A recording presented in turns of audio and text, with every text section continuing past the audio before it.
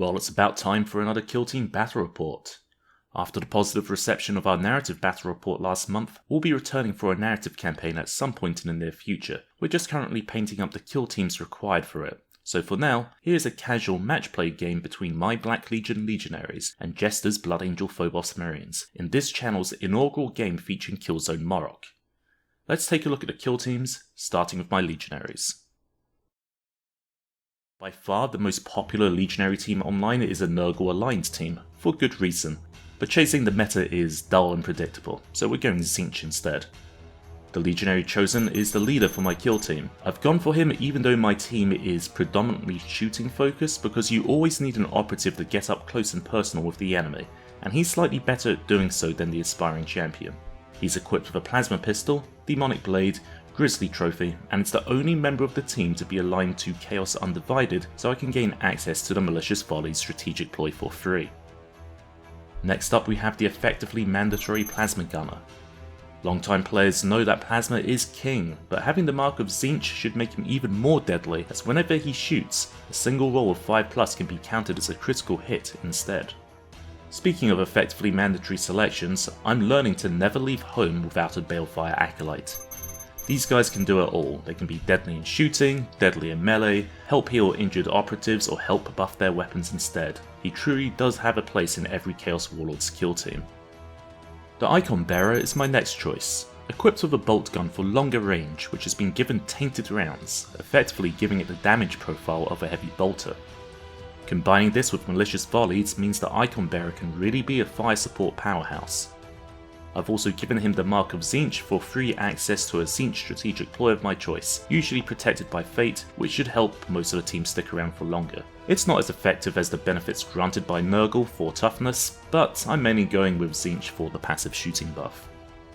A heavy gunner armed with a heavy bolter is next on my list. If I wasn't planning on using malicious volleys, there's an argument to be made that a Reaper chain cannon is better, but when malicious volleys are in effect, the heavy bolter wins out every time. He's also been given a suspensor system for the extra mobility he's going to need in this mission. Finally, we have a basic warrior armed with a bolt gun. Unfortunately for him, his job is to try and lure out the Blood Angels into positions where they can be shot. Any objectives he manages to claim will purely be a bonus. So there we have it. For tactical ops, I selected security and drew the objectives seize ground, plant banner, and hold the line. For my Phobos kill team, I've taken mostly infiltrators because I think the lethal 5 rule will kick in for me more than the no cover rule, and there's more variety in the infiltrator options as well. To start with, I took the infiltrator sergeant, who has the unique action strategize, which grants an additional command point. I also took the infiltrator commsman, who can use his action comms array to give a friendly operative a free action point, because I think he stacks well with the sergeant. Next I took the infiltrator Helix Adept. The compendium version of this operative generally didn't give that good a performance, and eventually I stopped including him in the team. However, the new and improved Helix Adept has been a more effective selection in our practice games, so I've elected to include him here. His Helix Gauntlet allows another operative to regain 2d3 wounds, and his ability Combat Restoratives allows him to revive an incapacitated Marine with d3 wounds, and provides an optional dash action to the revived operative, so long as he ends his move within triangle of the Helix Adept. Following that, I took the Infiltrator Voxbreaker. So far I haven't found a great use for his abilities, which are Voxbreak. This allows him to prevent an enemy operative from re-rolling their attack dice, and Auspex Scan, which allows him to select a friendly operative within square and visible to treat a concealed enemy operative as if it had an engage order. Unfortunately, both of these abilities are fairly close range since they have to target enemies within pentagon. Still, we should be in close quarters this game, so I'll give him a go. My last infiltrator is the Veteran. He doesn't have any unique rules of his own, but he does have a custom bolt carbine, and I've had some success in the past with the Lethal 5 and Rending combo, because it doubles the likelihood that Rending will kick in. Finally, I took the Incursor Marksman. I really like his track target action, which allows him to interrupt an enemy operative's activation to make an Overwatch shot. Thanks to guerrilla warfare, all the Marines have the ability to spend one action point to change their order during their activation, which could make for some nice move, shoot, concealing cover combinations. I've equipped all but the Commsman with throwing knives. For TAC Ops, I went with Recon and replaced one of those with the Marine-specific TAC Op, Shock and Awe. I drew Vantage, Plant Signal Beacon, and Shock and Awe. The mission we are playing today is Mission 2.1, Emergency Transmission from the Morok expansion. The terrain was set up in accordance with the kill zone layout for this mission. As the attacker, my Chaos Legionaries will be setting up in the red drop zone, whilst Jester's Phobos team will set up in the blue Defenders drop zone. The goal of this mission is for the Legionaries to transmit as much data as possible before the Blood Angels retake the facility. As such, 3 pieces of terrain are designated as transmission terrain. These are the STC Hat Bunker, the Vox Antenna, and the Auspex Shrine, which all begin the battle not transmitting. To interact with these 3 pieces of terrain, an operative can perform the mission action, Transmission, for 1 action point.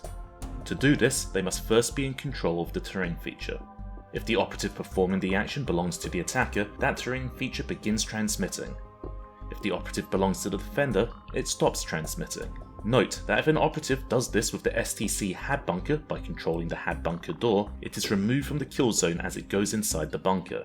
At the end of the turning point, it then reappears and is set up as close as possible to the bunker door or on top of the bunker on the vantage points. Victory points are scored at the end of each turn. For each transmission terrain feature that is transmitting, the attacker scores 1 victory point. For each transmission terrain feature that is not transmitting, the defender scores 1 victory point.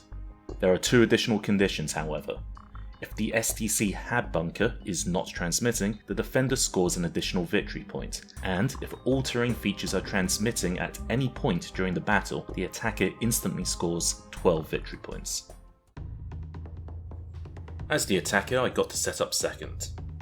I mirrored Jester's deployment by keeping my operatives as hidden as possible, although I've decided to split my forces. In our practice game I made the mistake of not advancing enough and getting pinned down, so in this one I'm going to try and hit the Phobos Marines from both sides. The Chosen's going to lead the charge. I've made him the secret banner bearer of my Plant Banner tactical op, although achieving that tac op will just be considered a bonus. He's going to surge forwards for the Icon Bearer and Plasma Gunner to seize the Vox Antenna, and hopefully the 3 of them together will pack enough punch to kill some Lawless Marines. The Heavy Bolter and Balefire Acolytes will focus on getting the STC bunker in the opening turn before raining fire down on the opposing side, whereas the Legionary with the Bolt Gun is going to try and advance down the right flank and harass the Blood Angels. While claiming all 3 transmission terrain pieces will guarantee me a win, I only really need to hold 2 pieces to reliably claim victory. During the scouting step I took Dash to advance the warrior, but this cost me having the initiative. I used the Icon Bearer's ability to give me the strategic ploy, protected by Fate for 3, and revealed the tac op, Seize Ground, designating the Vox Antenna as my bonus objective. During the scouting step, I selected Infiltrate, reasoning this would likely get me the initiative, and then spent 1 CP to take the order I actually wanted, which was the free dash action. I spent another CP on Bolter Discipline. I'm not revealing any tac ops this turn. I think Gregor is planning to attack from 2 sides, so I'm going to split my forces and try to move 1 group to cover the Auspex Shrine and the other to the Vox Antenna. He's got a Legionary on the left that's a bit exposed, and I'm going to see if I can get a quick and early kill to thin down his operatives. First activation of the game, my marksman is going to move up to here and take a shot at the Chaos Marine that's out in the open. 4 shots, hitting on 2s, AP 1, lethal 5. So 3 normal hits. Okay, critical save turns that to a normal save because it's protected by Fate. 1 normal hit goes through, 3 wins. Then I will shoot again using Bolter Discipline.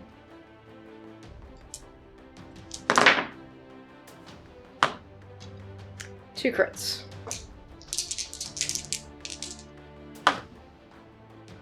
Nothing, so 2 crits go through for 8, 9 and 11 from the previous round. He's got 1 wound remaining. The injured Chaos Warrior is going to activate, and he is going to move 2 circles and dash square to here.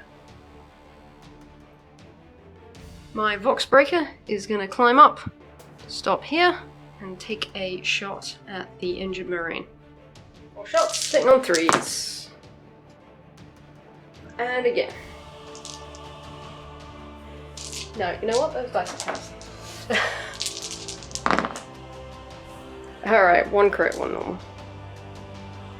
This time close enough to receive the benefit of cover, so I'm going to put that down. That's fine. The heavy gunner is going to do the transmission action and go inside the hat bunker. And he's going to start transmitting the signal. My commsman is going to use his comms array to allow the sergeant to use his strategize ability, which will give me an extra command point, and then he is going to move dash up to this location. Balefire Acolyte is going to move and dash to climb up the sides of the STC bunker to here, and now he's going to fire blast the marksman over here.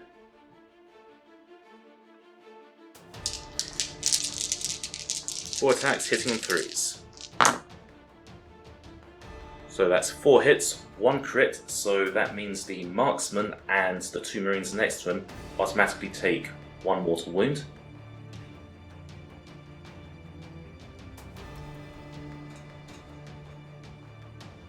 He doesn't get the benefit of cover, so it's 3 normal saves. Okay, so you block the crit. Block a crit, block a normal. 2 normals go through for 6 wounds. So he takes 7 in total. Against the Foxbreaker.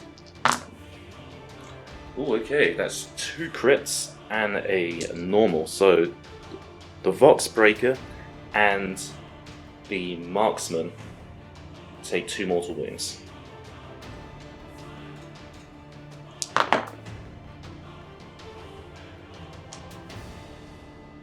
One crit goes through on the Voxbreaker, giving him an additional 4 wounds, putting him down to 5. A blast attack against the Legionary. Okay, this time just 2 regular hits. Which he saves. Okay, my medic is going to move to here. Use his Helix Gauntlet on the marksman. 2d3. 5 wounds. Not bad. He's then going to use his dash action to drop down to here. The Icon Bearer is going to run for it. He's going to move dash behind the barricades here and open up with his bolter at the veteran infiltrator. Tainted rounds, hitting on 3s. Okay, that's a crit and a normal. So I'll block the crit. Okay, you take 4 wounds. My veteran is going to ignore the shots coming in at him. He's going to move up to the barricade and instead shoot at the Balefire Acolyte. Veteran hitting on 2s, lethal 5, rending. So that's a crit, allows me to upgrade that to a crit. So 2 crits and a normal. I will block the 2 crits, so 1 normal goes through for 3 wounds. Shooting again with Bolter Discipline. Here you've got 4 normal hits.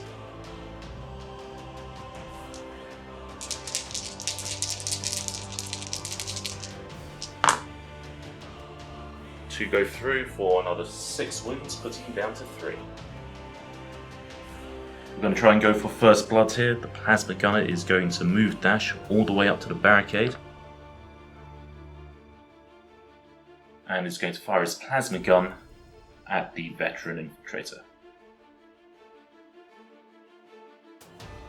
Firing plasma gun on standard mode, hitting 3s. Because of Zinch, I upgrade one of those 5s to a crit, so we have 3 normal hits. And the crit is AP 1, so you have 2 armor saves. Okay, So I block 2 normals. Got 2 normals, so 1 normal and 1 crit go through for 11 wounds, killing the marine. Okay, the sergeant is going to climb up to here and shoot at the Balefire Acolyte. Hitting on 2s.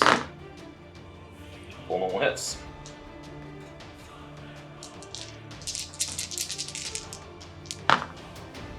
Okay, I will block 2, so 2 go through killing the Belfast Acolyte.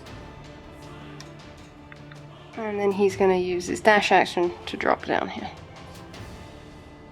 Final activation of the turn, the Legionary Chosen is going to run by moving and dashing to here. And at the end of the turn, the Heavy Gunner is going to climb out of the STC bunker and appear here, completing his transmission action. At the end of the first turning point, neither the Auspex Shrine or Vox Antenna are transmitting the signal, so the Blood Angels scored 2 victory points, although they lost their veteran infiltrator. The Black Legion also lost a valuable operative, specifically the Balefire Acolyte, but managed to get the signal transmitting from their STC HAB bunker, so they gain a single victory point. Gregor's Balefire Acolyte was very effective, wounding 3 Marines in one shot, 2 of them severely. The Icon Bearer and the Plasma Marine combined to take out my veteran. Thankfully, I was able to take out the Acolyte with some return fire, so at least he won't be troubling me again. The biggest threats this turn are the Heavy Gunner and Plasma Gunner. They're covering the routes to the objectives, and if I don't deal with them, they'll just pick off my Marines. I'm spending a command point to take Bolter Discipline, and another point to take And They Shall Know No Fear to ignore any injuries. It was painful losing the Balefire Acolyte so early, but he did manage to get a really good attack in with his Fire Blast psychic power, and I also managed to kill the veteran, so I can't complain too much. Now that I have the initiative, the plan is to start the turn with the Heavy Gunner to try and thin the Phobos ranks while advancing with the rest of my operatives. Movement is key in this mission. I'm using the Chosen's ability to take the Strategic Ploy Malicious Volleys for free, and spending a command point to also take Protected by Fate. Jester has Omni-Scrambled my Plasma Gunner this turn, so hopefully I can keep him alive so he has a chance to act. I've also decided to reveal the tactical op, Hold the Line. First activation of turn 2, the Heavy Gunner is going to open fire on the Incursor Marksman. Hitting on 3s. Wow, that's awful. 2 normal hits. Block one of them, He takes 4 wounds. putting him to 4 wounds. My marksman is then going to interrupt your activation using his Track Target action. So I'm going to do an Overwatch shot, 4 shots hitting on 3s. Okay, it's AP1. He's fine. Opening up with the Heavy Bolter again. Let's exchange fire. More like it, much more like it. Including the Zindrall, that is 4 crits and a hit. So I block one of those, and the normal. 3 crits go through for 15 wounds. 15 wounds, that'll kill anybody, but he's within square of the medic, so the medic's going to get him back up.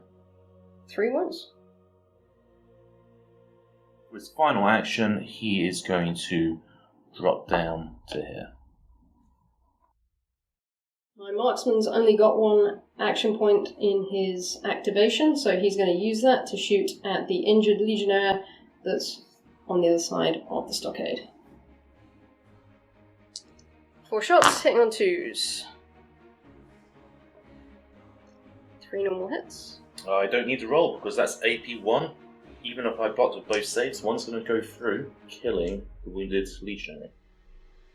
The Legionary Chosen is going to dash and move up the traversable ladder to the vantage point on the Vox Antenna, and for his final action, he is going to transmit the signal. So this train is now transmitting. My commsman is going to use his comms array on the sergeant, so the sergeant will strategize to give me an extra command point, and then he is going to shoot into the champion on the Vox array. 4 shots, hitting on 3s.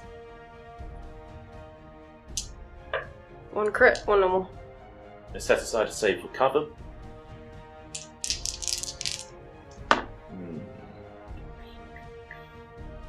You know, I've got the command points to spend. I'm going to spend a command point to reroll this 2.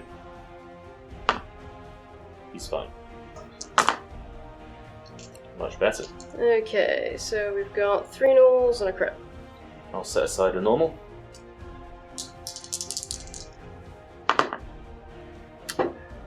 Ouch. So I block a normal. He takes 10 wounds, putting him down to 3. The Icon Bearer is going to line up a shot on the Infiltrator Sergeant.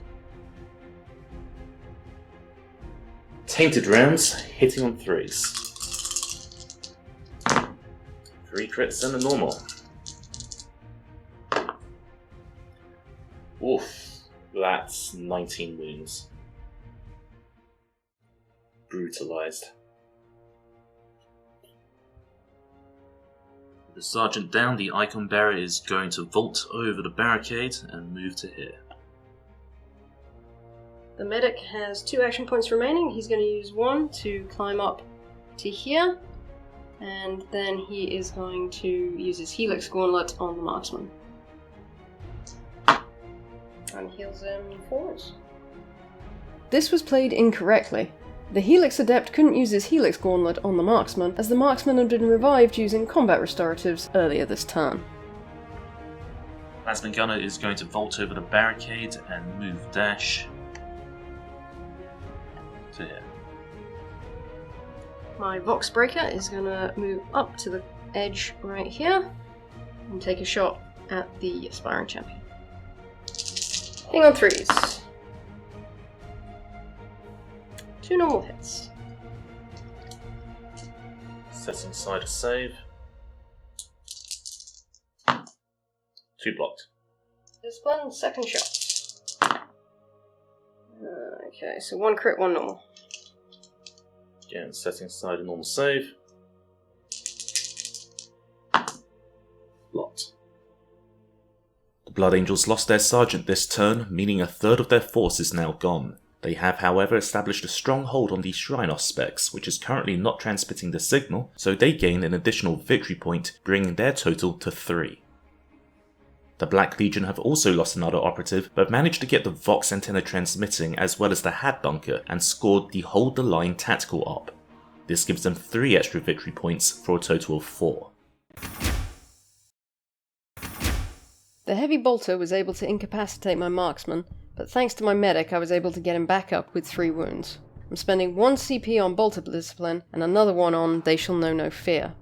This turn, I'm revealing Shock and Awe for my tac op.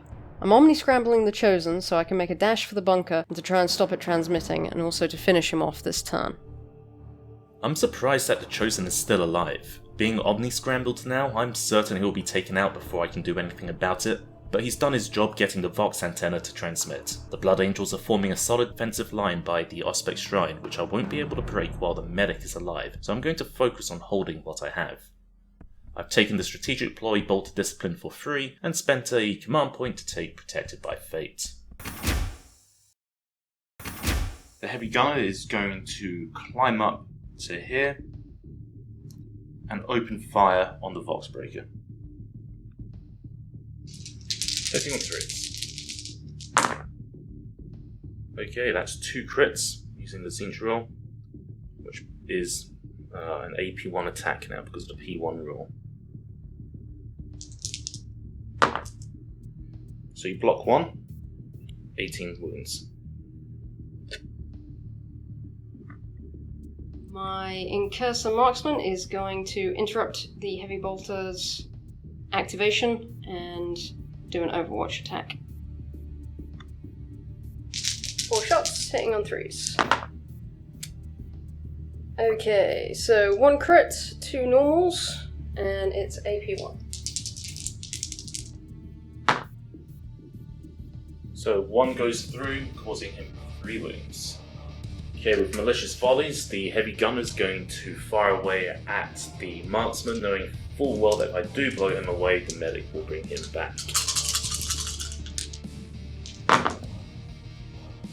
Okay, so that's 1 miss, and using my Zinch roll, that's going to be a crit, so 3 normals and a crit.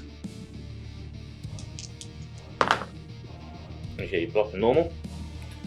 So that does 5 plus 8 wounds. Yep, and he only has 7, so that is enough to take him out, so My medic will use the combat restoratives, which will bring him back with 3 wounds. Okay, the commsman is going to do his comms array and provide 1 action point to the medic, who will use his helix gauntlet to heal the marksman. 4 wounds. Commsman's going to shoot at the champion. 4 shots, hitting on 3s. Alright, 2 crits and a normal. Let's set aside the normal. Oh. And that is 1 dead chosen. And then my commsman is going to move to here. The icon bearer is going next. He is going to dash to here and bland the comms marine. Tainted rounds, hitting on 3s. 1 crit, 1 normal. Yeah, so I'll block the crit and the normal. I'll go again. Malicious volleys. 2 crits.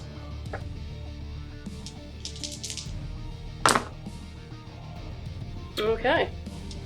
He takes 10 wounds. Alright, which leaves him on 1. Alright, my marksman's only got 2 action points this round, and he is going to use one of them to shoot at the heavy gunner. Okay, 4 shots, hitting on 2s. Alright, so we've got 2 crits, 1 normal. AP 1.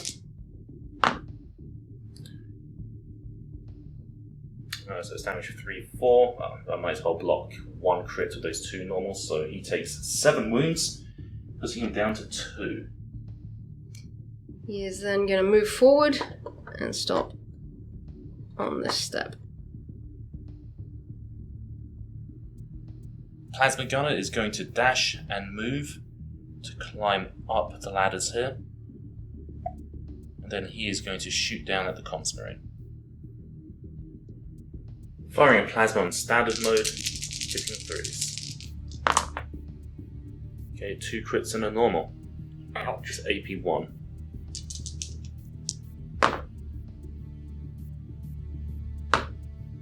Okay, so a crit Block goes a crit through. and a normal, so a crit goes through. And he only has 1 wound remaining, Yep. so he's slain. The medic is going to move up and take a shot at the heavy gunner. Hang on 3s. I will use my command point for a tactical reroll. Never works. So 2 normal shots. 2 saved. By the end of the turning point, the Blood Angels only have 2 operatives remaining, but still manage to hold onto the Auspex Shrine, preventing it from transmitting and gaining them an additional victory point. The Black Legion have 3 remaining operatives, have 2 pieces of terrain transmitting, and score their tactical op, Hold the Line, for a second time, granting them an additional 3 victory points. The heavy bolter was able to kill my Voxbreaker, and although I was able to weaken him, I wasn't able to take him out. I did manage to remove the Chosen from the kill zone though. I really need to make a break for the objectives and also see if I can plant my signal beacon for some additional victory points. I'm just going to rush forward with my medic and marksman. To get as much extra movement as possible, I'm spending my only command point on Vanguard to move more quickly. I realise now though, I should have kept my command point from the tactical reroll in the last turning point so that I could also take They Shall Know No Fear and prevent my marines from being affected by injured for that extra circle of movement. I do have the initiative though for this last turning point. I'm not revealing any tac ops, but I am omni-scrambling the Plasma Marine to hopefully score what I can before he vaporizes my remaining infiltrators. I should have this in the bag now, but it's unfortunate Jester has the initiative. I'm going to see if I can get an operative to protect the bunker, but otherwise my plan is to just hold out in the final turn. I'm using the Icon Bearer's ability to take Protected by Fate for free.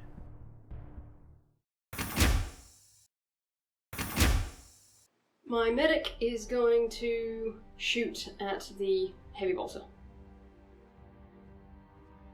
Hang on 3s. Alright, 2 crits.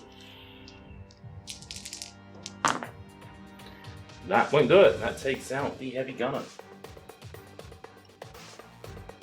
He's then going to use his Helix Gauntlet on the marksman. Heals him 3 wounds. He's then going to run and jump down to here. Icon Bearer is going to move to here. And then is going to open fire with his bolter with tainted rounds at the marksman.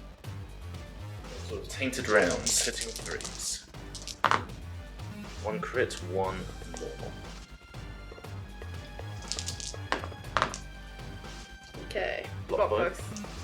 I'm going to spend the command point on Veterans of the Long War. So there's no damage on you, so I'm repeating the attack. 1 crit, 1 normal. Okay, so I block the normal, crit goes through. 5 wounds. Taking him down to 5 wounds. Now he's going to dash. Find cover here so he is controlling the door. Okay, my marksman is going to move as close as he can to the deployment zone of the Legionnaires. However, we've just measured, and by just a few millimeters, he's too short to be able to plant the banner, which takes 2 action points. So that is all that he can do to try and affect the game. So that's that. The Omni Scramble Plasma Gun is the last to act, but throwing a Blood Angel now would have no effect on the game, so I am going to pass, and we'll call the game there. So here we are, the end of our first game using Killzone Morok. We'll get to final scores and game thoughts in just a moment. If you have watched this far, we'd like to say thank you for watching, and to consider giving us a like and subscribe if you want to see more battle reports like this. If you want to help support us in the channel and help us improve the quality of our battle reports, consider joining our brand new Patreon. As a thank you to those who personally help support the channel, Patreon members get access to perks and benefits such as our private Discord server, early access to new battle reports, and the occasional behind the scenes exclusive video. Getting back to the game, the Blood Angel Phobos Marines gained an additional victory point in the final turn, bringing their final score to 5. The Black Legion gained an additional 3 victory points as they scored their Seized Ground tack-up in addition to the transmitting terrain, bringing their final tally to 10. This game went very differently to our practice game where Jester handedly defeated my Legionaries 12-5, and it's largely because in this game she fell into the same trap I did in our practice game, namely keeping her team huddled up in cover until it was too late. This is why during turning point 3 she had to suicide rush her injured commsman forwards in the hopes the plasma gunner would miss. If she hadn't, she would have removed any chance to score enough points to win because her Marines were a little too far back to claim the objectives. Killzone Morok definitely plays differently than the other terrain sets which came before it, simply because it's a lot more open. We're going to withhold judgment on it for now until we get a few more games under our belt, because whilst it's more open, it's not quite as open as we were treating it in this game. In this game we both misremembered how heavy cover works, forgetting it could actually conceal operatives rather than only providing obscuring as its main benefit. We're looking forward to playing again and seeing how it pans out. That's it for this video. Please let us know what you think in the comments. Have you had a chance to play on a Morok board yet? How did you find it?